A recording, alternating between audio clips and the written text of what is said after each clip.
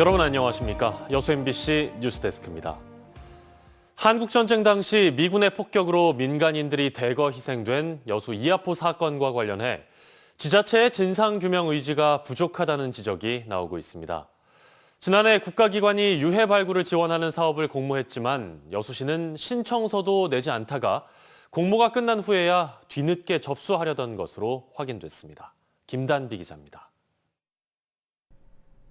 1950년 8월 피난선을 미군 전폭기가 기총사격해 150여 명의 민간인들이 희생된 이하포 사건.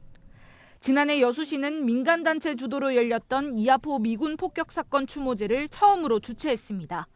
3천만 원을 들여 추모비까지 세웠습니다. 유령사업추진위원회, 시의회와 협력해서 피해자 명예회복을 위해 최선을 다하겠습니다. 여수시가 민선 8기 들어 미뤄졌던 이하포 사건에 대한 진상규명과 피해자 명예회복에 앞장서겠다는 모양새를 보인 겁니다. 이하포 사건 당시 생존자도 여수시 진실규명에 대한 기대감이 컸습니다. 이전 국가에서 이거 내무르고 있습니다. 그래서 아까 했지만은 나는 보상도 원치만은 또 한 가지는 여수시 역에 큰 비석을 만들게 해주고. 하지만 이후 이하포 진실규명을 위한 여수시의 행보는 더디기만 합니다.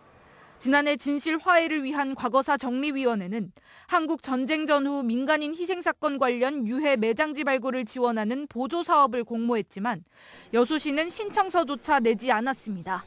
이번 달 지원 대상이 결정되고 취재가 시작되자 뒤늦게 신청하려는 정황도 확인됐습니다.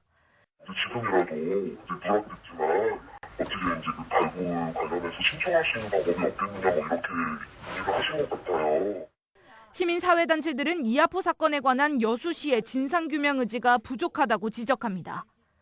꽤 많은 세월이 흘렀고 주민들도 이 부분은 지금 거의 다 이제 지금 기억이 잊혀져 가고 있는 상황이라서 이 시기가 아니면 늦으면 늦어질수록 이것들은 완전히 묻혀져 버릴 가능성이 크거든요. 그래서 여수시는 진화위에 이하포 관련 건의안을 보냈기 때문에 따로 유해 발굴 신청을 하지 않았다고 해명했습니다. 추후 유해 발굴 지원 사업이 있으면 신청하고 이하포 앞바다에 가라앉아 있는 피난선 추정 선박은 인양을 위한 조사 용역을 추진하겠다고 밝혔습니다. 이하포 사건이 발생한 지 73년이 흐르는 동안 생존자들은 세상을 떠나고 이제는 한 명만 남았습니다.